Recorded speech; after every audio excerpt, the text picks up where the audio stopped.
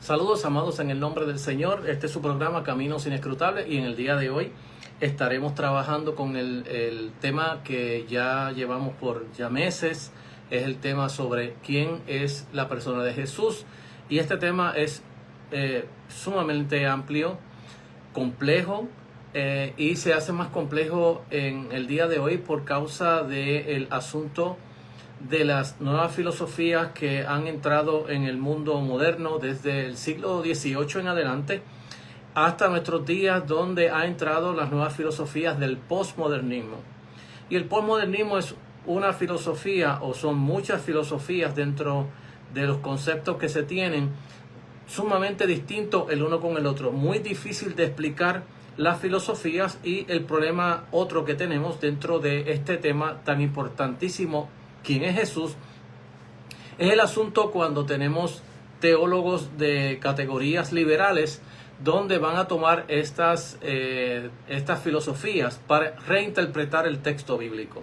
Esto lo hace cada día más complejo, porque no solamente nos acompaña en nuestro espectro de los siglos, desde el primer siglo hasta nuestros días, las viejas herejías que teníamos desde que comenzó el cristianismo, sino que hoy en día hay nuevas interpretaciones que han hecho complejo quién es la persona de Jesús, o los supuestos que se ponen dentro de muchos libros de teología, donde los estudiantes de teología, lamentablemente, al no conocer quiénes son los escritores y cuál es la filosofía que ellos apoyan, es decir, cuáles son los supuestos filosóficos y teológicos que ellos van a usar para interpretar quién es la persona de Jesús, hoy en día tenemos cada día más y más reinterpretaciones sobre la persona, quién es Jesús de Nazaret. Así que vamos nosotros en el día de hoy a nuevamente orar, pedir la dirección del Espíritu Santo siempre que nos acompañe, su iluminación y su guianza,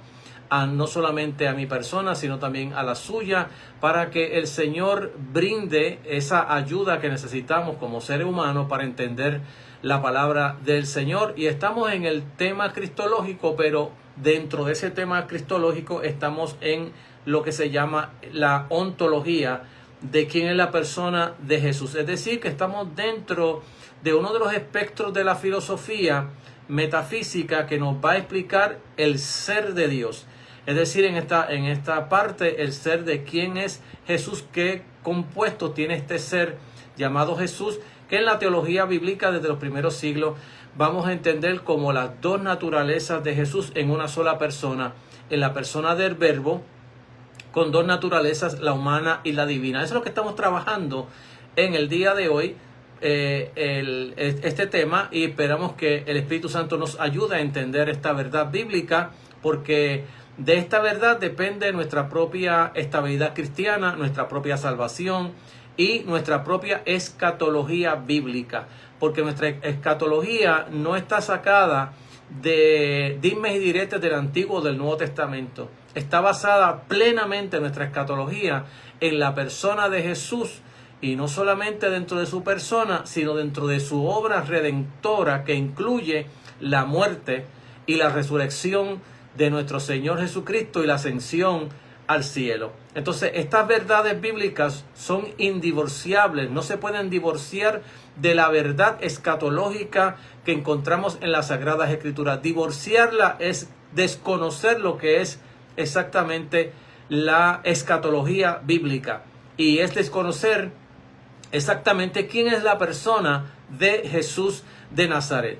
Vamos a orar, y cuando oremos estaremos leyendo unos versículos de la palabra del Señor que se encuentra en el libro de Filipenses capítulo 2 del 5 al 11, y desde allí vamos a partir a hacer un resumen corto de lo que habíamos dejado la semana pasada para retomar luego este tema que, vuelvo a repetir, es sumamente complejo, pero poco a poco nos vamos a ir tragando esa verdad bíblica hasta poder aprenderla. Padre, gracias te damos por tu amor y misericordia. Gracias por tus bondades, y te pedimos la asistencia de tu Espíritu Santo siempre cuando nos acercamos al texto bíblico. Ayúdanos a trabajar con este tema de una manera responsable, bíblica, teológica, Señor, y cristológica, para poder explicarle al pueblo quién es esta persona llamada Jesús de Nazaret. Que tu Espíritu Santo no solamente me ilumine a mí, sino que ilumine a todos aquellos que, Señor, se acercan a este programa porque quieren aprender de tu palabra. Hazlo porque te lo pedimos en el nombre de Jesús. Amén. Leemos la palabra del Señor, amados, en el libro de Filipenses, capítulo 2, del 5 al 11, donde la palabra del Señor, estoy leyendo de la Nueva Versión Internacional.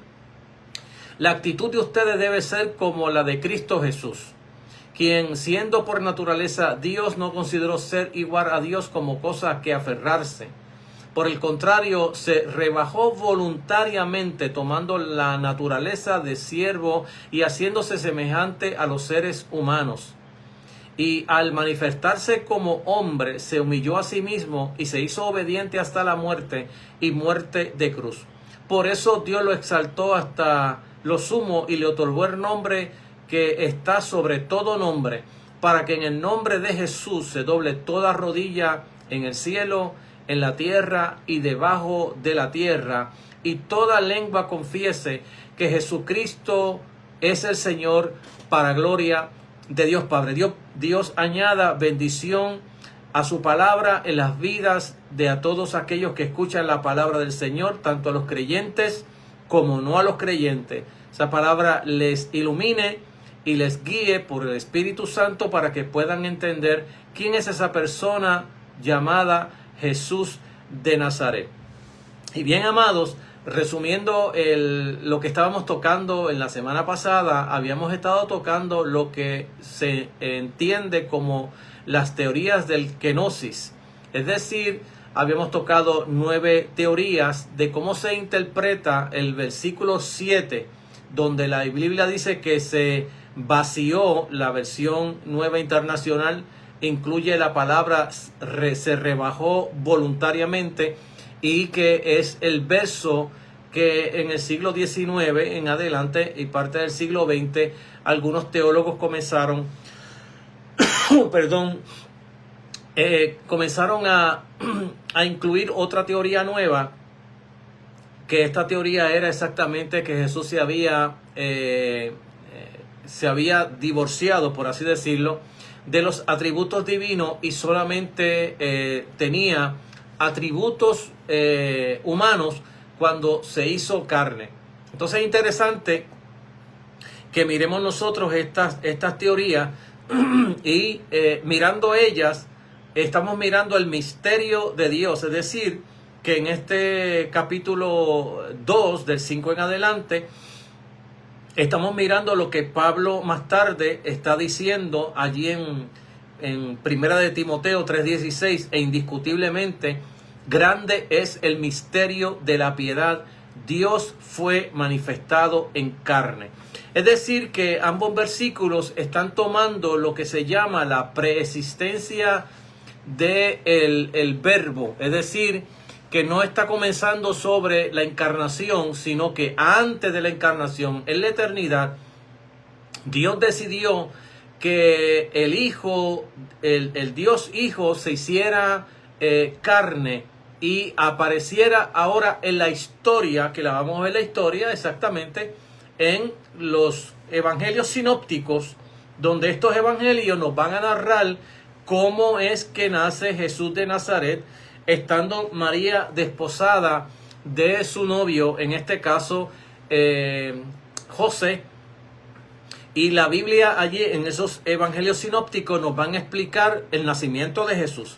Es decir, que llega desde la eternidad a un momento de la historia, como también nos va a narrar la Biblia en el libro de Juan capítulo 1, verso 14. Y aquel verbo fue hecho carne y habitó entre nosotros, y vimos su gloria, gloria como la del unigénito del Padre. Así que estos versículos de 1 de Timoteo 3:16, del libro de Filipenses capítulo 2 del 5 al 11 y el capítulo 1 verso 14 del Evangelio según San Juan, lo que nos está hablando exactamente es de la preexistencia del verbo, no de Jesús, porque Jesús vino en un nacimiento donde Él nació. Es decir, donde se desarrolla en la historia como un infante, como un bebé que nace, que va a ir desarrollándose y creciéndose en gracia y en favor de Dios. Entonces estamos mirando desde el punto de vista cuando entra Jesús de Nazaret en la historia, y cuando hablamos de el verbo que siempre ha existido, pero que ahora viene al mundo en lo que se llama la encarnación, o lo que la iglesia ha llamado la encarnación, porque esto es lo que el texto bíblico nos está explicando a nosotros, y se han usado palabras teológicas para explicar esa encarnación. Así que la va a conseguir, por ejemplo, ya lo he mencionado en 1 Timoteo 3:16, donde indiscutiblemente grande es el misterio de la piedad, Dios fue manifestado en carne. Por otro lado, en el libro de San Juan, capítulo 1, verso 14, que nos dice que aquel verbo fue hecho carne y habitó entre nosotros, y vimos su gloria, gloria como la del unigénito del Padre, lleno de gracia y de verdad. Y que la vamos a ver en Filipenses capítulo 2, del verso 7, donde dice que voluntariamente se rebajó para entrar dentro de la historia humana, dentro de la humanidad, y comportar así lo que se llama la doble naturaleza del verbo. Es decir, que hay una naturaleza humana y una naturaleza divina. Eso es lo que llamamos nosotros, lo que se llama dentro de la cristología, la ontología de quién es Jesús de Nazaret. Y que Jesús de Nazaret bíblicamente es Dios hombre. Entonces vamos a estar en la escritura mirando esos versículos donde la Biblia exactamente nos habla de ese Dios y de ese hombre. Entonces, dentro de lo que estamos tocando, vamos a estar mirando cómo la Biblia está describiendo la persona de Jesús de Nazaret, y vamos a estar mirando cuál es la conciencia que Jesús de Nazaret tiene de sí mismo. Es decir, que yo pienso de sí mismo. Es el caso que estamos tocando nosotros, que Jesús piensa de sí mismo. Es decir, Él piensa que es cualquier ser humano, Él piensa que es meramente el nazareno, o qué pensamiento, qué conciencia de sí mismo tiene Jesús. Entonces eso es importante dentro de lo que es el estudio cristológico, que quizás uno dice, pero bueno, es que ya lleva un montón de mensajes sobre este tema, y qué es lo que me traigo con él, cuáles son mis supuestos. Pues ya he explicado desde que he empezado estos programas, que yo aquí estoy tratando de tocar desde cómo la iglesia comienza a explicar quién es Jesús de Nazaret, desde el primer siglo de la era cristiana hasta nuestros días.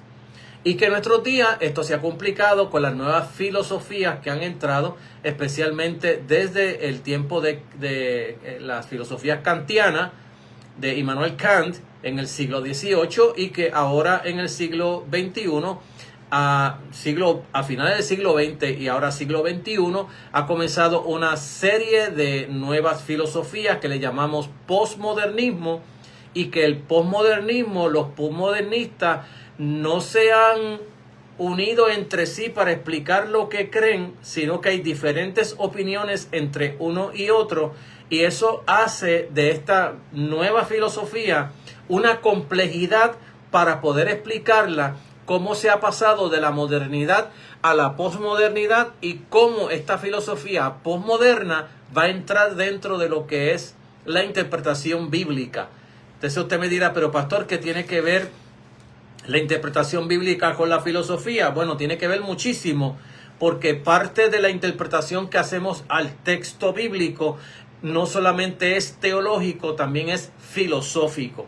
Entonces, la filosofía es indivorciable de la interpretación, no solamente bíblica, sino de cualquier interpretación, incluyendo las propias ciencias, que empiezan con supuestos filosóficos para luego entrar en lo que se le llamaba antes.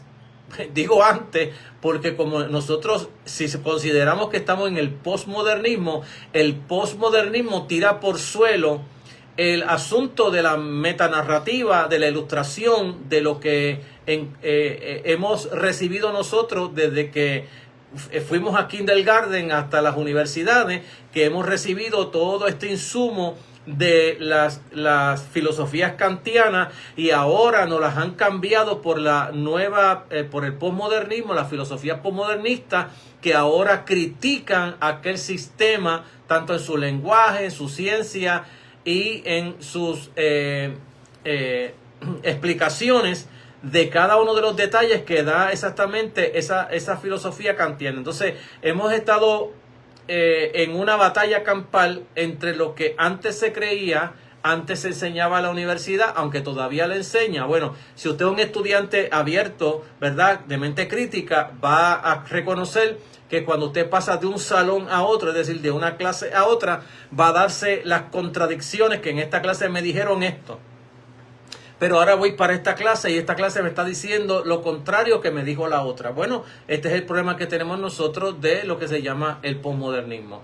Y lo vamos a encontrar también en la Biblia, cuando usted verá teólogos liberales que van a tomar exactamente las filosofías posmodernistas y se las van a aplicar al texto bíblico. Y esto sigue complicando lo que es la cristología, en la opinión que se tiene de quién es Jesús. Pero nosotros estamos ahora dentro de lo que la Biblia habla de quién es Jesús, que es la parte ontológica que nos interesa en el día de hoy. Todavía hay mucho que recorrer, mucho terreno que recorrer, pero estamos en el camino para poder seguir explicando esta verdad de la palabra del Señor. Entonces es interesante que tenemos estas 9 teorías sobre el vaciamiento, el kenosis, que encontramos en el libro de Filipenses capítulo 2 verso 7, y que también dentro de estas filosofías encontraremos también estos nuevos teólogos del siglo XIX que van a añadir, ¿verdad?, estas últimas 2 teorías, donde ellos van a divorciar a Jesús exactamente de su divinidad para convertirlo completamente en un humano. Esto es dentro de estas categorías que hemos estado hablando, de las teorías del kenosis, del vaciamiento. Entonces, mirando nosotros estas teorías y qué es lo que el texto está diciendo allí. Y fíjese que la semana pasada concluimos que el texto del capítulo 1, del verso 7 del libro de Filipenses, lo que Pablo le está recomendando a la iglesia y a sus líderes, el problema que hay dentro de la iglesia de Filipenses, es que ellos tuvieran el mismo sentir que hubo en Cristo Jesús, el cual siendo por naturaleza Dios, él no estimó el ser igual a Dios como cosa que aferrarse. Pablo le está pidiendo a la iglesia que no se afanen a ellos mismos, sino que miren también a los demás. Es decir, que no trabajen con la meta en el ego, sino que también trabajen en la meta de ayudar a los demás, que fue la meta que tomó Jesús, o que tomó el Verbo, en este caso, cuando se va a humanar, que el Verbo dice que se despojó, es decir, voluntariamente tomó la decisión de despojarse voluntariamente para venir a este mundo y tomar dentro de ese despojo, que yo lo entiendo según la Escritura, que el despojo fue una añadición y no más bien un despojo como que yo me quito un manto. Más bien lo que hizo el Verbo fue que añadió a la divinidad humanidad, que es el testimonio que tenemos en las Sagradas Escrituras, que siendo Dios se hizo hombre. Eso es lo que el texto claramente, explícitamente habla.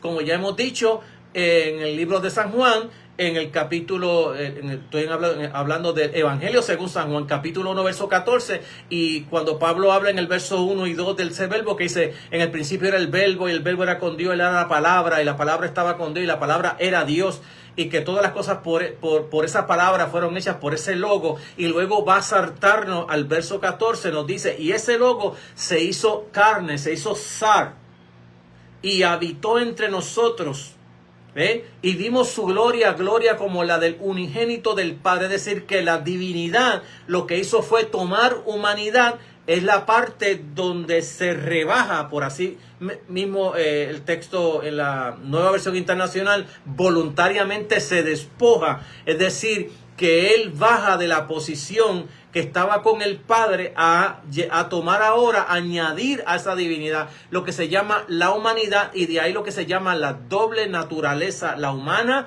y la divina. Estamos tratando de explicar esa parte donde el Verbo decide tomar ahora humanidad, es decir, hacerse hombre. No dejó de ser Dios, sino que siendo Dios va a tomar ahora humanidad y va a ser el 100% humano, 100% divino. Y es lo que el texto, o lo que hablamos nosotros, lo que el testimonio bíblico nos dice acerca de la persona de quién es Jesús de Nazaret.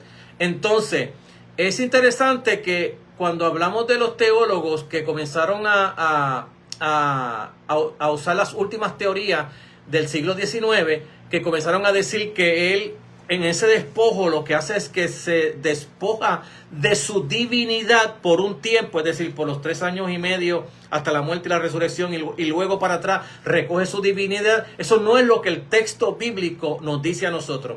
El texto bíblico dice que él siguió siendo Dios, siendo humano, y era humano siendo Dios. En ningún momento la Biblia habla de que él se despoja de divinidad. Ahora, es interesante que cuando estamos tocando este tema, que es sumamente complejo, hay que tomarlo con pinza, pero sí es necesario decir que el Logos es cierto que no se despoja de su divinidad, pero sí que voluntariamente va a autolimitar esa divinidad. ¿Cómo lo va a hacer? Bueno, lo va a hacer por su poder, porque siendo todopoderoso puede limitar ciertas áreas de la divinidad que le impiden la humanidad. Por ejemplo, cuando nosotros hablamos que Jesús era 100% hombre y que por otro lado era 100% Dios, hay un conflicto entre humanidad y divinidad. Por un lado, la humanidad requiere que para que sea un verdadero hombre, tiene que comportarse, vivir y ser como un verdadero hombre, porque ningún verdadero hombre puede estar en 2 lugares a la vez, ni en 3 ni en 4. Es decir, que para que Jesús estuviera en Jerusalén y a la misma vez no estuviera en Galilea, él tenía que ser completamente hombre. Entonces hay unos atributos de Dios que él tiene que autolimitar, no despojarse de ellos, es decir, no quitárselos, pero sí tiene que por obligación autolimitarlo para que él sea verdadero, porque es imposible, mire, Dios es eterno, entonces es imposible que un ser humano esté en eternidad viviendo siendo humano con los demás humanos, ¿verdad? Igualmente Dios es trascendente, pues es imposible que siendo humano esté viviendo a la misma vez en esa humanidad, ¿no? Trascendentemente. Ahora, hay versículos en la palabra del Señor que me hablan que Jesús no se despojó exactamente de su trascendencia. Y lo encontramos, de hecho, en el primer capítulo del libro de San Juan, donde dice que el Hijo del Hombre está aquí y está con el Padre a la misma vez. Entonces, ese de donde viene, de donde vino y de donde está. Pero que humanamente él pasó exactamente por la muerte en ese momento, en el momento de la crucifixión, pasa por la muerte. Y antes de la crucifixión ora al Padre para él retomar aquella gloria que tuve contigo antes que el mundo fuese. ¿Verdad? Que por un lado los textos nos hablan de la persistencia del Verbo, por otro lado nos hablan de la autolimitación del Verbo. Entonces hay unos atributos que él tiene que autolimitar, no despojarse de ellos, es decir, no sacarse esos atributos de él, de su persona, sino que autolimitarlo para ser un verdadero hombre, ¿verdad? Como la omnipresencia, que esté en todos los lugares a la misma vez, hay que autolimitarlo para que Jesús como humano esté en un solo lugar nada más, porque lo contrario no sería realmente un humano. Entonces, dentro de estas verdades, lo que realmente el libro de Filipenses capítulo 2 nos habla es que él voluntariamente decide de añadir a esa divinidad la humanidad, y añadiendo esa humanidad, Él se hace hombre, y haciéndose hombre se halló ahora como un siervo. Es decir, que cuando vamos a ver a Jesús, que esto en teología, especialmente en lo que se llama la Trinidad, se llama Trinidad económica, que fue uno de los problemas que tuvo exactamente Arios, de donde están los testigos de Jehová, porque Arios veía que por un lado la Biblia decía, y de hecho las teorías, los supuestos arianos no son ni teológicos, son bíblicos. Es decir, que cuando ellos van a rechazar la Trinidad, ellos no van a usar teología o filosofía para explicarla. Ellos lo que van a tomar una serie de textos, que son los mismos que los testigos de Jehová van a su casa hoy a decirle, no, porque aquí dice que Jesús no sabía la hora ni el día en que el Hijo del Hombre iba a venir. Así que él no podía ser igual, no era Dios porque no tenía ese conocimiento que Dios tiene. Bueno, eso es lo que se llama en teología, lo que se llama la Trinidad económica, donde dentro de esa economía Dios va a autolimitarse, va a tomar humanidad, y al tomar humanidad es imposible que Jesús lo supiera todo en ese aspecto. Entonces tenemos que tener en cuenta que hay un hilo fino entre los atributos que Jesús sigue teniendo dentro de su humanidad y aquella asistencia del Espíritu Santo que va a tener Jesús dentro de su ministerio terrenal. Por eso es que muchas personas se preguntan, pero Jesús como Dios podía hacer todas las cosas. Bueno, sí, pero como humano no. Entonces como humano él tenía que orar. Y orar a su Padre. Y se amanecía orando para recibir la guianza de su Padre.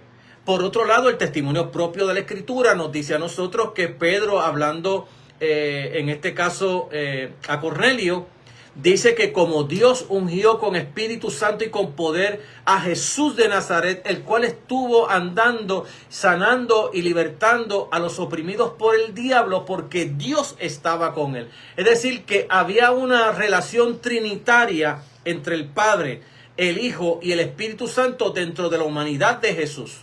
Y esa realidad no se puede divorciar del texto bíblico porque es explícita en el verso bíblico. El texto bíblico lo explica, no lo deja en un tapete, sino que es explícito, no implícito.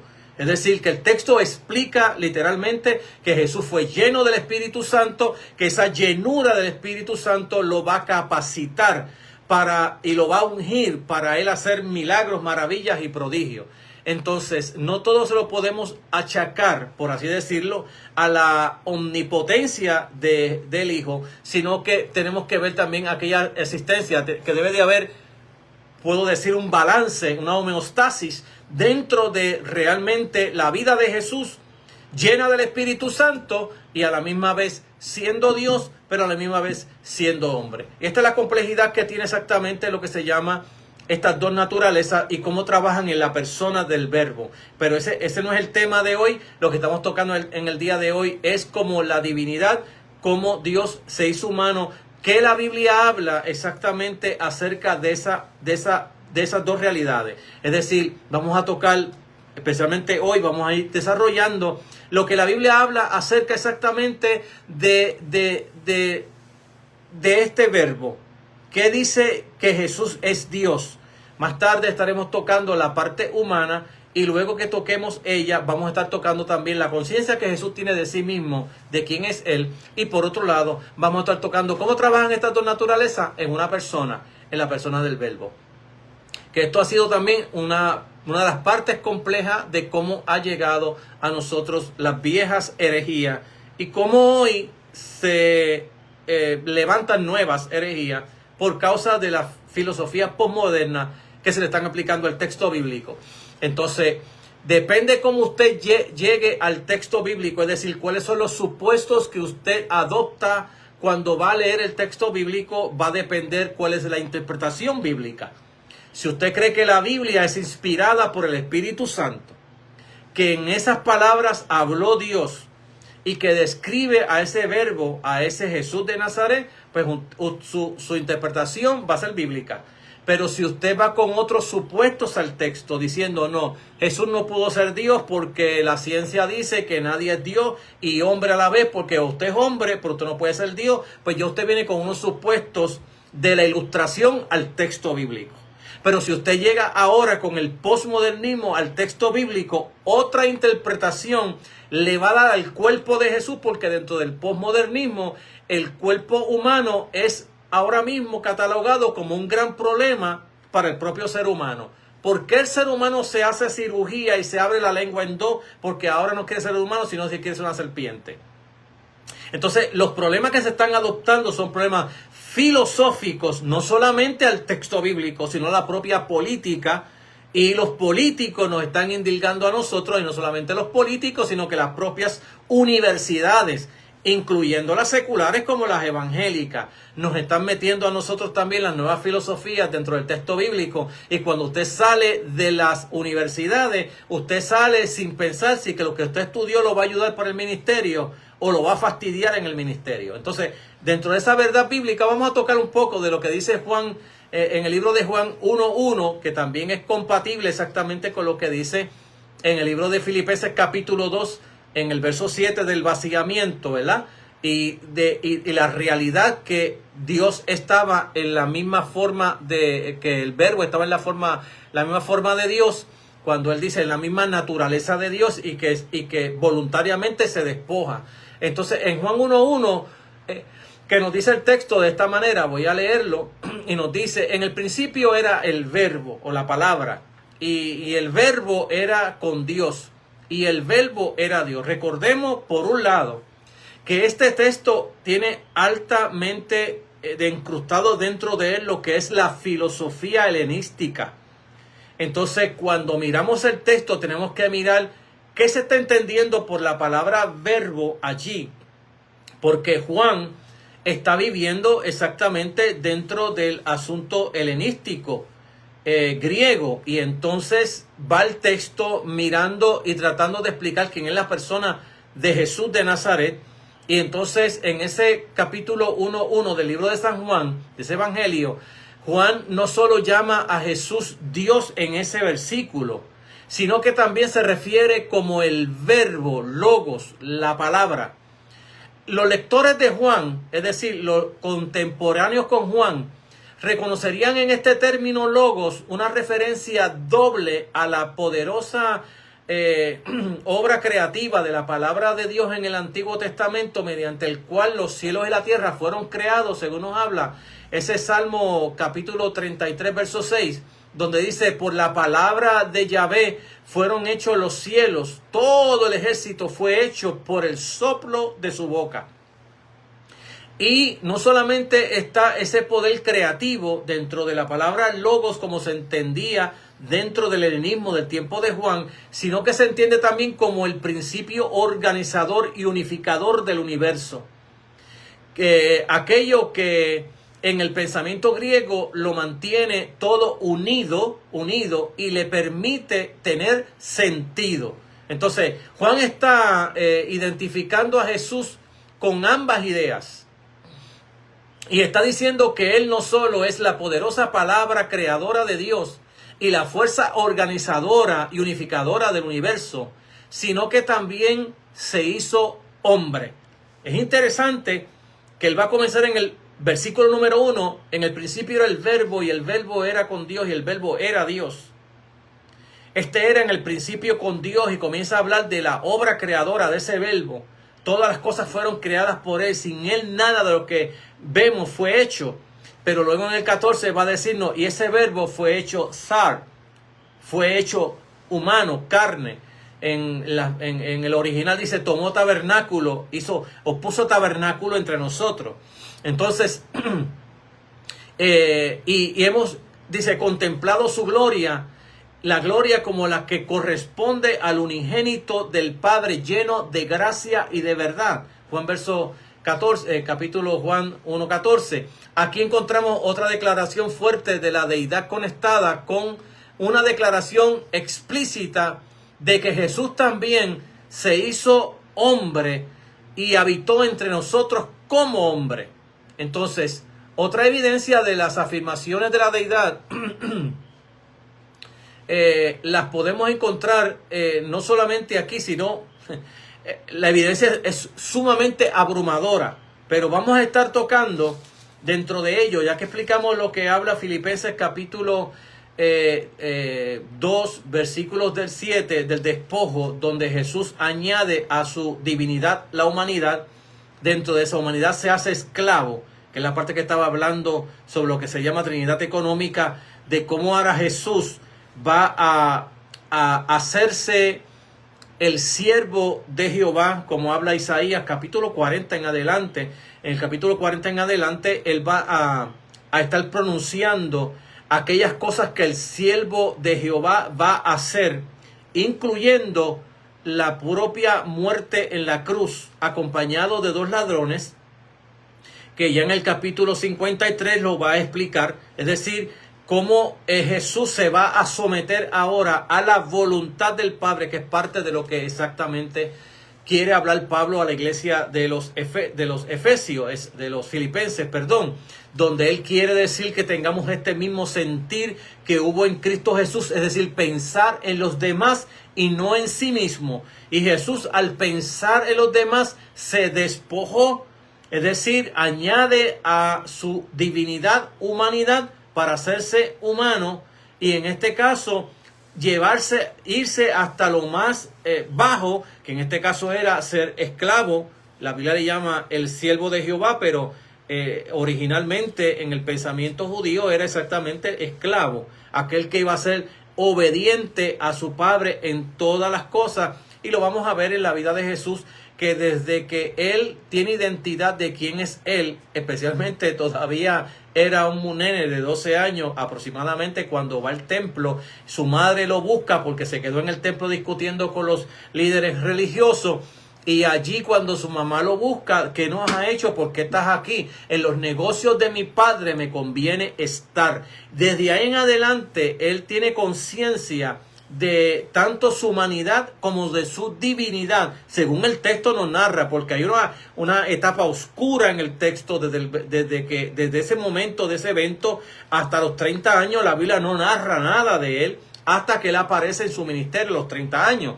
Entonces, no sabemos nada de eso, pero sí sabemos que cuando Jesús se manifiesta nuevamente y entra en el bautismo, todas las cosas van a cambiar de ahí en adelante. Entonces, dentro de esta verdad bíblica, nosotros estaremos mirando exactamente cómo la Biblia va ahora a opinar, a explicar, en este caso, por revelación bíblica, quién es la persona de Jesús, quién es Jesús de Nazaret. Entonces es interesante que la encarnación fue una acción de Dios el Hijo, por medio del cual toma exactamente esa naturaleza humana. Las afirmaciones que tenemos en la Biblia, tenemos afirmaciones directas, de hecho, directas e indirectas. Y tenemos también nosotros, no solamente directa e indirecta, acerca de lo que el texto dice, ¿verdad? Pero también la tenemos acerca de la conciencia que Jesús tiene de sí mismo, y eso estaremos tocándolo más tarde. Entonces, es interesante que en la Biblia, Dios, la palabra Dios se usa teos, ¿verdad? La palabra hebrea para referirse a Dios, aunque digo, la palabra griega, la palabra hebrea Elohim, que encontramos en el Antiguo Testamento es genérica, pero luego en el Nuevo Testamento vamos a encontrar la palabra que en el griego habla de teos, Dios. Entonces, que esa palabra se usa también en la Biblia para referirse al propio Jesús de Nazaret, y en el Nuevo Testamento se aplica al Padre en este caso. Entonces, no solamente se va a aplicar al Padre, la encontramos en varios pasajes de la Biblia también, que se va a referir a la persona de Jesús de Nazaret. Entonces, en todos estos pasajes se emplea la palabra Dios en el sentido fuerte. Cuando hablamos fuerte, no estamos hablando en el sentido genérico, estamos hablando en el sentido fuerte de lo que se llama ontología, la parte de la filosofía que estudia el ser, la composición de ese ser. Dentro de esa verdad bíblica vamos a ver, y lo que llamamos nosotros fuerte, es exactamente esa parte ontológica de lo que la Biblia habla acerca de quién es la persona de Jesús. Entonces, en el sentido fuerte para referirse como que Él es el creador de los cielos y la tierra, que Él reina sobre todas las cosas. Estos pasajes, por ejemplo, como en Juan, que ya leímos 1:1, en el 1:18 también de Juan, que nos dice, y a Dios nadie ha visto jamás, Dios, el Dios único que está en el seno del Padre, Él le ha dado a conocer. Fíjense cómo este verso usa exactamente esa parte que ahorita estábamos hablando sobre la trascendencia. Dice, a Dios nadie le ha visto jamás. El único Hijo, el Dios único que está en el seno del Padre, le ha dado a conocer. Entonces, fíjese cómo Él une lo que son la trascendencia. Yo estoy aquí, pero estoy allá. Entonces, eso es interesante mirarlo. Y de hecho, en los manuscritos mayores, más antiguos de la Biblia, por ejemplo, también está el capítulo 20, verso 28 de San Juan, donde nos dice que Tomás le dice, Dios mío, Señor mío y Dios mío. En el libro de Romanos capítulo 5, capítulo 9, verso 5, donde la Biblia habla de que Cristo viene del linaje de David, según la carne, quien es Dios sobre todas las cosas. Por un lado, dice que viene del linaje de David, de la descendencia, y por otro lado dice que es Dios. Es la misma pregunta que Jesús le hace a los fariseos. Cuando los fariseos llegan donde Él le va a hacer una pregunta. El Mesías, ¿de quién es el Cristo? ¿De quién es hijo? Y ellos dijeron, bueno, es hijo de David. Y entonces, porque por inspiración divina, David tiene una anticipación, ¿no?, de una iluminación del texto bíblico o de la revelación de Dios, y le dice, dijo el Señor a mi Señor, siéntate a mi diestra hasta que ponga a tus enemigos por estrado de tus pies. Entonces, ¿cómo es posible que sea hijo de David y a la misma vez sea su Señor?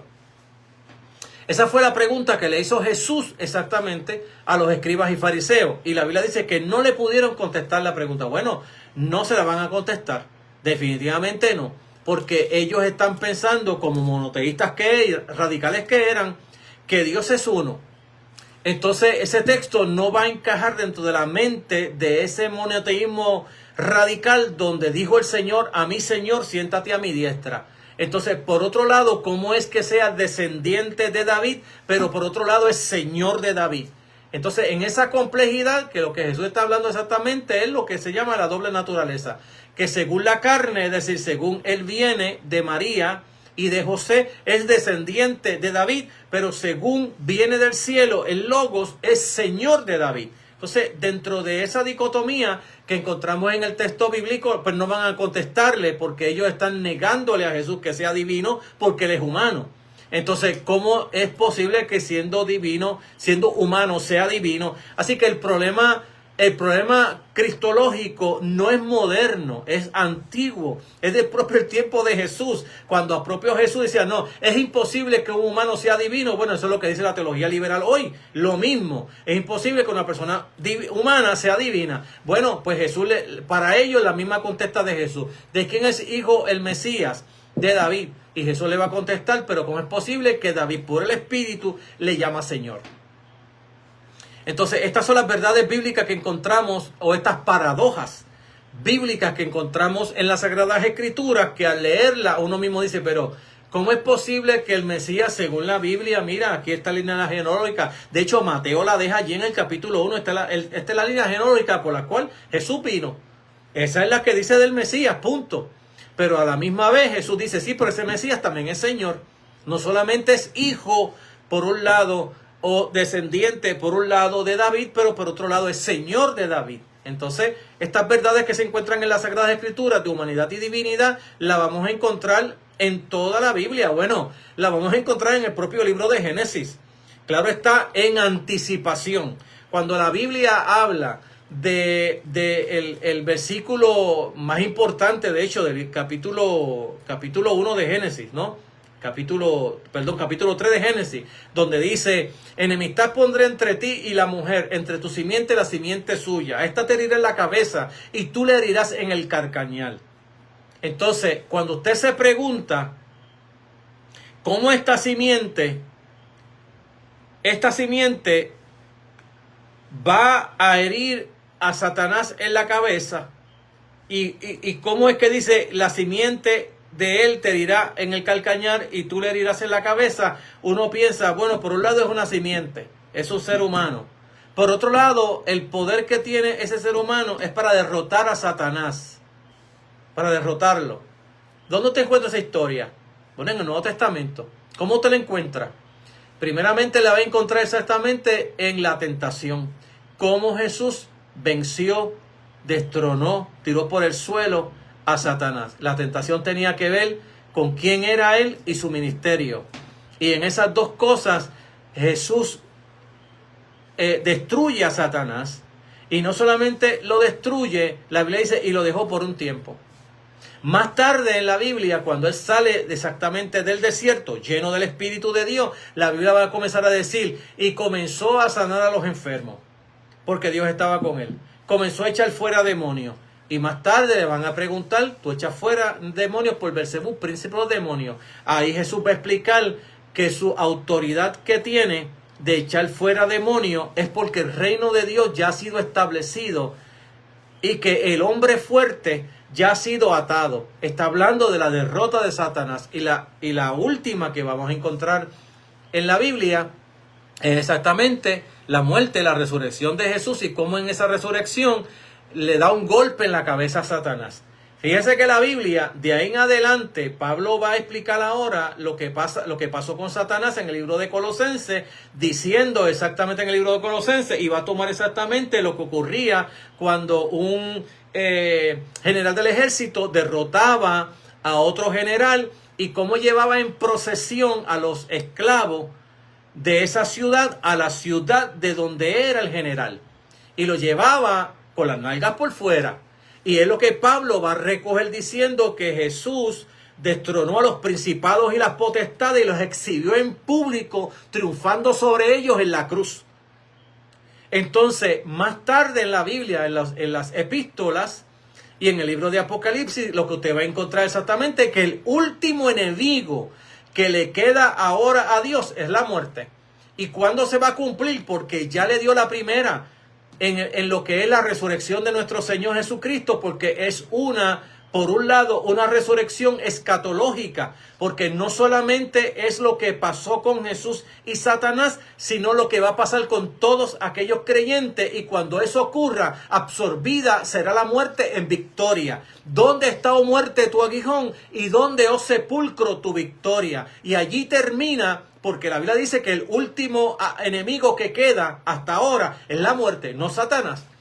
Entonces tenemos que ver a Satanás destruido y que la iglesia lo tiene bajo la planta de los pies, y no como esos creyentes que dicen, Satanás me tiene mal, ay, mira cómo Satanás me tiene, no, que esto es culpa del diablo. Mire, mi hermanito, si usted tiene ese pensamiento, vuelva a la Biblia a entender el texto bíblico, que ya Satanás ha sido vencido por el Cristo glorioso. Y que por la iglesia ser el cuerpo místico de Cristo, el cuerpo espiritual, Satanás está bajo los pies de la iglesia. Y que el último enemigo no es Satanás, sino la propia muerte. Y que ya se le ha dado un vislumbre profético a la muerte, escatológico, de que lo que pasó con Jesús en el día de la resurrección pasará con todo el pueblo de Dios cuando se establezca el reino de Dios. Entonces, si esa es la mentalidad que tenemos bíblica, teológicamente, de qué es lo que viene escatológicamente, que depende exactamente de la opinión que tenemos hoy de quién es la persona, Jesús de Nazaret. Si no entendemos eso, nos hemos perdido toda la escatología bíblica, y lo que hemos construido de escatología son meras opiniones de los hombres y teologías populares que la hemos metido como si fuera Biblia, que no lo es. No está en el texto bíblico, no aparece allí, meramente aparece en la historia como que algo se le añadió al texto de escatología bíblica. Pero la escatología bíblica es que Jesús se fue, que Jesús está a la diestra del Padre y que Él volverá, y cuando Él vuelva va a establecer su reino, y que su muerte y su resurrección no solamente tiene que ver con los hijos de los hombres, tiene que ver también con el cosmos en general, porque también el cosmos será salvado. La salvación no es meramente los hijos de Dios nada más. La Biblia explica que la salvación no es tampoco de almas nada más salva, sino que es de todo el componente del ser humano que ha aceptado a Jesús como Señor, y de toda la creación, porque ella también será libertada de la esclavitud a la liberación de los hijos de Dios. Entonces, cuando miramos la escatología bíblica, es clara, es precisa y concisa. Lo que no es conciso es lo que le hemos añadido al texto, invitando a nuestras vidas y añadiendo a nuestras vidas escatologías que son ajenas al texto bíblico. Entonces, dicho eso, miramos en la Biblia, por ejemplo, en Tito capítulo 13, donde dice, aguardando la esperanza bienaventurada, que no es otra cosa que la venida o la aparición o la manifestación de nuestro Señor Jesucristo, que el texto aquí mismo habla de la manifestación, dice, aguardando la esperanza bienaventurada, la manifestación de la gloria del gran Dios y Salvador, nuestro Señor Jesucristo. Allí el texto habla, Teos, le habla a Jesús, nuestro gran Dios y Señor Jesucristo, nuestro Salvador, nuestro Dios Salvador y nuestro Señor Jesucristo. Al mismo tema, le habla en Hebreos capítulo 1, verso 8, mientras que del Hijo dice, tu trono, oh Dios, por los siglos de los siglos, cetro de rectitud, es el cetro de tu reino. Y allá en el Salmo 45, verso 6, como también en 2 de Pedro 1:1, nos habla exactamente que la Biblia le adjudica a Jesús, estoy hablando en el Nuevo Testamento, le adjudica a Jesús Teos, es decir, Dios. Entonces, estos pasajes, de hecho, están dentro de lo que se llama la teología, la teología trinitaria, es decir, que él es parte de los textos que se usan dentro de ella, pero que es interesante que dentro del Nuevo Testamento aparece explícitamente los textos, como ya le estoy diciendo. Se usa también la palabra Señor o Kyrios en el griego para referirse también a Cristo. En ocasiones la palabra Señor se emplea de una manera cortés, como lo usamos nosotros, el Señor que está allá arriba, háblate con el Señor fulano de tal, pero también se usa en la forma más fuerte, como ya hemos dicho ahorita, que es exactamente donde se le adjudica a Jesús una igualdad con la divinidad, es decir, con el Padre. Entonces, en el Nuevo Testamento, la palabra Kyrios, que se usa tanto en el Antiguo Testamento, es la misma que se va a usar en el Nuevo Testamento para nuestro Señor Jesucristo. Claro está que aquí se va a llamar Kyrios, allá se va a llamar Adonai, y entonces en otras se le va a llamar yo soy el que soy, y acá también se le va a llamar yo soy el que soy, y usted verá esa similitud de esos vocablos que se están usando tanto en el Antiguo Testamento como en el Nuevo Testamento, pero ahora se están adjudicando a nuestro Señor y Salvador Jesucristo. Entonces la palabra Señor era el nombre de aquel ser reconocido como el creador y sustentador del cielo y de la tierra, el Dios omnipotente. Entonces hay muchos casos en el Nuevo Testamento donde se usa la palabra Señor para referirse solamente a Jesús. En el lado fuerte, como dije, tanto del Antiguo Testamento. Y una es la revelación que tienen exactamente los pastores en Belén. Que allí el texto bíblico, fíjese que nos dice que hoy en la ciudad de David os ha nacido un Salvador que es Cristo el Señor. Y fíjese que esa es una revelación novel en el caso del Nuevo Testamento, porque se le está adjudicando a una persona que nace este vocablo de ser Señor. Y es interesante que eso se está dando al, ¿cómo lo puedo llamar? Al casi final de lo que es el Antiguo Testamento, porque tenemos que recordar que Jesús nace dentro del Antiguo Testamento y muere dentro del Antiguo Testamento, y el Nuevo Testamento oficialmente se va a hacer oficial en el día de Pentecostés.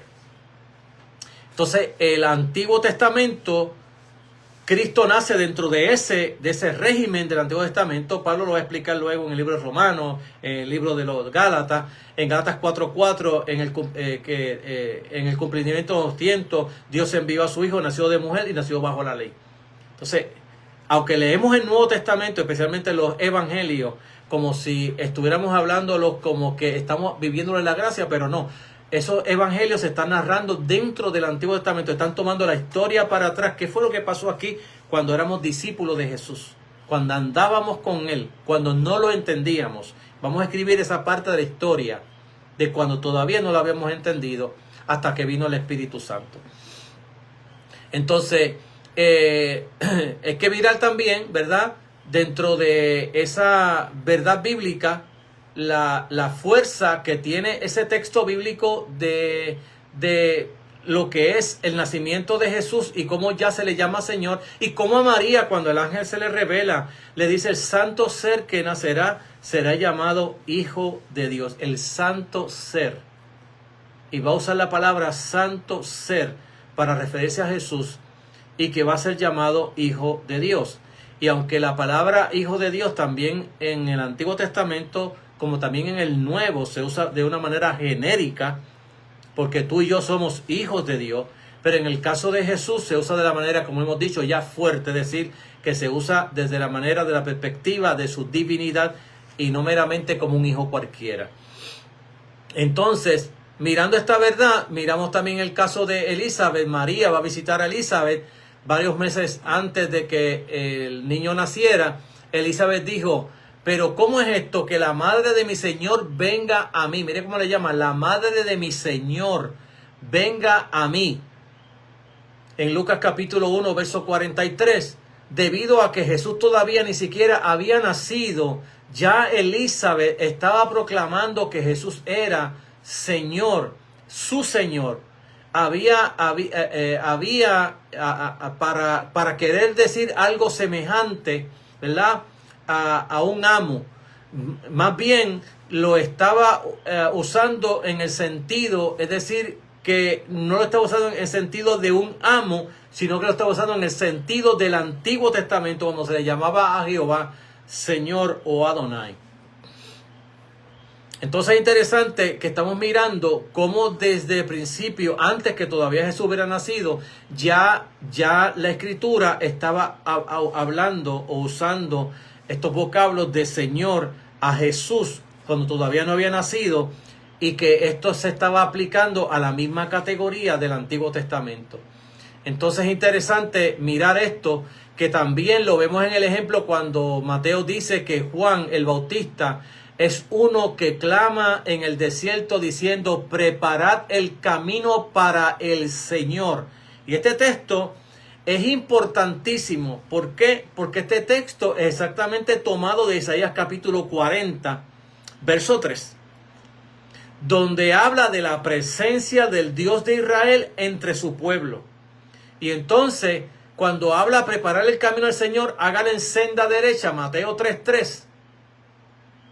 Allí en ese texto de Mateo 3:3 lo está tomando de la cita de Isaías 43 y nos habla de Dios mismo que venía a visitar a su pueblo. Esa era la profecía que existía en el Antiguo Testamento, especialmente los profetas, cuando decían: Jehová visitará a su pueblo, Jehová entrará en el templo de Jehová. Es decir, está hablando de la presencia de Cristo entrando, porque la historia de los evangelios nos dice que Cristo entró de 3 a 4 veces al templo de Jehová, o sea, al templo de Israel, en su ministerio.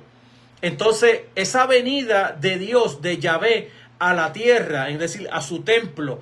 Recuérdese que en el Antiguo Testamento el profeta Ezequiel está viendo que la gloria de Dios se levanta y se va y deja a Israel sin espíritu. Los últimos profetas que vamos a encontrar en el Antiguo Testamento van a estar hablando que Israel ya no tenía el espíritu de Jehová con ellos, porque el espíritu de Jehová se había ido de la casa de Jehová y había abandonado la casa. Los profetas, por otro lado, están hablando que vendría un tiempo en que Jehová volvería a su templo y que la presencia de Jehová estaría presente dentro de Israel. Y no es otro que la propia presencia de nuestro Señor Jesucristo, como nos habla aquí en este texto de Isaías 43, que nos habla de Dios mismo que viene a estar entre su pueblo. Pero el contexto aplica a este pasaje el papel de Juan de preparar el camino para Jesús que llegaba. La implicación es que cuando Jesús llega, el mismo Señor llega. Esa es la categoría que el texto del Antiguo Testamento le está dando ahora al Nuevo Testamento. Acuérdese que dentro de lo que se llama la historia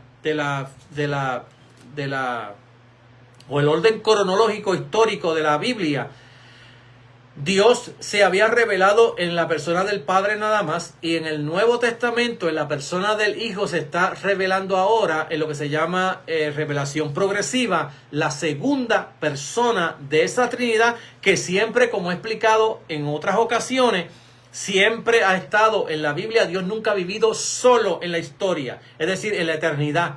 Nunca ha vivido solo, sino en tres divinas personas. Pero que esas tres divinas personas no se van a revelar sino en el Nuevo Testamento. Entonces, en el Viejo Testamento hay atisbos acerca de esa verdad, pero no revelación. Porque revelación es cuando aparece ahora esa segunda persona en carne, en este caso Jesús, y la otra cuando aparece en el día de Pentecostés el Espíritu Santo. Entonces, no se puede sacar de cronología, porque sacarlo de cronología, entonces entramos dentro de lo que es anacrónico. Y cuando entramos en anacrónico, le estamos indilgando a los textos del Antiguo Testamento, cosas que los textos del Antiguo Testamento no tienen. Entonces, la verdad que estamos mirando aquí ahora es exactamente esta, que nos está hablando exactamente de esta verdad de cómo Jehová, Yahvé del Antiguo Testamento, iba a visitar a su pueblo, iba a entrar al templo. Entonces, en Jesús también se identifica a sí mismo como el Señor soberano del Antiguo Testamento. Cuando le pregunta a los fariseos acerca, ya dije, del Salmo 110.1, donde por inspiración del Espíritu Santo, así textualmente lo habla Cristo, tiene esta revelación David y dice, Yahvé dijo a mi Señor, siéntate a mi diestra hasta que ponga a tus enemigos por estrado de tus pies. Entonces, siéntate a mi diestra hasta que ponga a tus enemigos por el pie. Mateo capítulo 22, verso 44. Allí está la referencia donde Jesús le pregunta exactamente a los fariseos. Le pregunta el Cristo de quién es hijo. Que ellos dicen, no, de David. Y Jesús dice, no, pero ¿cómo es posible? Porque David por el Espíritu le llama Señor, diciendo, dijo el Señor a mi Señor, siéntate a mi diestra. Y fíjese que Jesús es atrevido.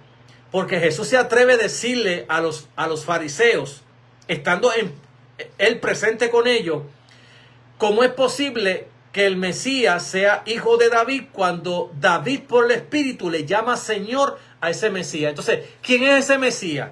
Bueno, si usted entra dentro de la apocalíptica judía, usted va a encontrar que dentro de la apocalíptica judía, de la misma manera que nosotros estamos esperando la segunda venida de Cristo y el reino de Dios, en el Antiguo Testamento se está esperando que llegara el Mesías. Lo que pasa es que dentro de la apocalíptica judía va a aparecer el Mesías y en otras ocasiones un hijo de hombre. Entonces hay una variedad dentro de lo que es la apocalíptica judía, donde ese personaje o era el Mesías o no era el Mesías, o era un personaje distinto que venía, y en ocasiones un ángel poderoso que iba a descender del cielo y que iba a traer exactamente en la venida de Cristo un gran cataclismo, ¿verdad? Que se encontraba ese momento dentro de un cataclismo, porque la historia iba a cambiar de lo que la apocalíptica judía le llamaba la nueva era. Iba a acabar con la vieja era donde Satanás estaba señoreándose de los hombres, e iba a entrar la nueva era. Claro está que esa apocalíptica, cuando llega el cumplimiento de Cristo, no se cumple exactamente como la apocalíptica judía. Ya venía ellos profetizando de cómo iba a ser este tiempo de lo que era la nueva era y la vieja era. Pablo, el apóstol Pablo, va a usar ese mismo vocablo de la apocalíptica judía, porque no usted lo va a encontrar en el Antiguo Testamento en ningún lugar. Pero Pablo la va a retomar, esa apocalíptica, y la va a insertar en el Nuevo Testamento, hablando de la época pasada y la época moderna. Es decir, la época actual o la época del reino de Dios, donde Dios reina y ya Satanás no reina. Ya los poderes de Satanás están, en este caso, declinando, ahora está, como Jesús le llama a los fariseos, el hombre más poderoso, ahora está reinando, le ha quitado el reinado al que era menos poderoso, en este caso a Satanás, que lo ató y le quitó sus víctimas. Entonces, en este caso ahora, en este reinado que Pablo le va a llamar, esa nueva era. Y en esa nueva era, si usted no entiende la apocalíptica, no va a entender esos textos del Nuevo Testamento cuando Pablo exactamente habla de la nueva era, de esta que comenzó, de esta que declinó y esta que ya está comenzando y que terminará con la venida de nuestro Señor Jesucristo. Entonces, hay una apocalíptica toda dentro del Nuevo Testamento. Y hay una apocalíptica en Jesús mismo y hay una apocalíptica en nuestro tiempo ahora mismo. Entonces, si no entendemos eso, cogemos el libro de Apocalipsis y lo envolvemos dentro de cajitas donde cada cual las quiere interpretar de la manera que quiere. Entonces, dentro de ello, lo que estamos hablando exactamente es de cómo la Biblia a Jesús le está dando ese título de Señor, de Señor. Entonces, la fuerza de esta declaración está en que Dios el Padre dijo a Dios el Hijo, el Señor de David, siéntate a mi mano derecha. Los fariseos saben que Él está hablando acerca de sí mismo, identificándose como alguien digno de llevar ese título de Kyrios, Señor, que lo tenía ese título en el Antiguo Testamento. Entonces, como dije que Jesús fue atrevido porque Jesús se atrevió a decirle, pero ¿cómo es que la Biblia cómo es que ustedes están diciendo que Jesús es hijo de David? ¿Cómo es que el Mesías es hijo de David cuando David mismo por el Espíritu le está llamando que es Señor de él? Entonces, esa gran verdad que ya expliqué más atrás es la que se está dando aquí ahora dentro de esta evidencia de cómo la Biblia le está otorgando a Jesús divinidad, y cómo luego en el Nuevo Testamento eso va a ser más explícito, donde Pablo va a decir en Colosenses que toda la plenitud de la divinidad estaba corporalmente en el cuerpo de Cristo. Como Pablo va a decir que Dios estaba con nosotros en la persona de Cristo. Y como siendo Dios, siendo rico, se hizo pobre. Todos esos textos están hablando tanto de la divinidad como de la humanidad de nuestro Señor y Salvador Jesucristo. Entonces, ese uso aparece con frecuencia también en las epístolas de Pablo. El Señor es un nombre común para referirse a Cristo. Pablo dice, no hay más que un solo Dios, el Padre, de quien todos proceden y para el cual vivimos, y no hay más que un solo Señor, es decir, Jesucristo, por quien todo existe y por medio del cual vivimos. Primera de Corintios capítulo 6, verso 6, capítulo 8, verso 6, perdón, y capítulo 12, verso 3, donde el texto allí en el capítulo 12 está hablando que el que confesare que Jesús es Señor, será salvo. Entonces, dentro de esta verdad bíblica, fíjese cómo la Biblia le está adjudicando a Jesús el título de Señor. Es el mismo título que en el Antiguo Testamento se le daba a Yahvé, a Jehová, o lo que se llama el tetragramatrón, donde esas cuatro consonantes, los judíos por miedo no la pronunciaban, y por eso es que hasta el día de hoy las traducciones que tenemos de Yahvé, Jehová, lo que sea, no son exactamente lo que el texto, porque no sabemos ni pronunciarla, primeramente porque no tienen vocales. Entonces, por no tener vocales no podemos pronunciarla. Entonces, un pasaje especial claro lo encontramos también en el libro de Hebreos capítulo 1. Y en el capítulo 1 de ese Hebreos, donde el autor cita exactamente ahora el Salmo 2, que ahora se está cumpliendo en la persona de Cristo. Por eso es que le llamamos que esos textos son anticipaciones, porque estaban en el Antiguo Testamento, especialmente en los cantos, es decir, en los salmos. Y por estar en los salmos no se le da una interpretación como si fuese una enseñanza o una ley. Pero cuando llega la realidad que Jesús está presente, ya toma la vida de una revelación. Entonces, dentro de esta verdad, ese Salmo 102, el cual habla de la obra del Señor en la creación, y se lo aplica esa obra de la creación a Jesús. Dice, tú, oh Señor, en el principio pusiste los cimientos de la tierra. El cielo es obra de tus manos. Ellos perecerán, pero tú permanecerás para siempre. Hablando de lo que se llama la eternidad o la inmortalidad de nuestro Señor Jesucristo. Ellos se desgastarán como un vestido, los doblarás como un manto, cambiarán como ropa que se muda, pero tú eres el mismo, es decir, inmutable, sigue siendo el mismo Dios. Y tus años nunca se acabarán. Hebreos capítulo 1, versos del 10 al 12. Esos versículos son sumamente clave dentro de la interpretación exactamente del libro de los Hebreos, porque el libro de los Hebreos, cuando comienza a hablar acerca de Jesús, va a tomar de que Jesús es más grande que los ángeles. Va a decir que Jesús es más grande que Moisés, que Jesús es más grande que Abraham, que Jesús es más grande que Josué, que puso al pueblo de Dios a descansar en la tierra de Canaán, y que Él es más grande que todos porque Él es Señor. Entonces es interesante cuando miramos y le damos una correcta interpretación al texto bíblico, como el texto bíblico nos está diciendo a nosotros, este Jesús de Nazaret es Dios, que es la parte ontológica que estamos estudiando ahora. Este Jesús no solamente es Dios, es también hombre. Entonces aquí se habla explícitamente de Cristo como el Dios eterno del cielo y de la tierra, que creó todas las cosas y permanecerá siempre el mismo.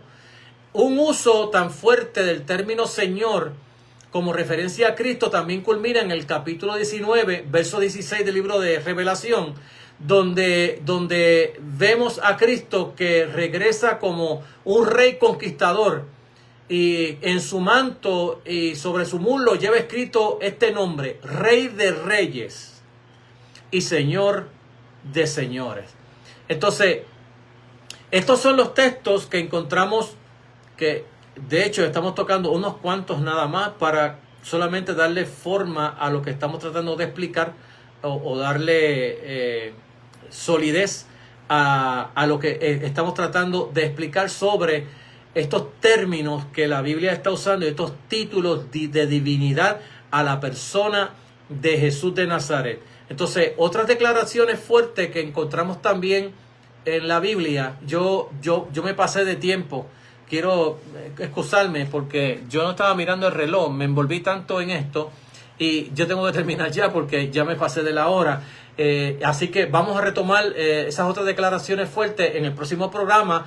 Le damos gracias siempre por este programa, a todos aquellos que siempre dan like, aquellos que han entrado nuevos y aquellos que también le dan compartir a esta página. Les bendecimos en el nombre del Señor. Queremos orar y culminar este mensaje para la próxima semana. Gracias, Señor, por tu amor, misericordia y bondad, y te pedimos que la guianza de tu Espíritu Santo siga llevando a tu pueblo a la verdad, Dios, y que tú traigas por medio de la palabra las vidas al arrepentimiento y a la fe en Cristo Jesús.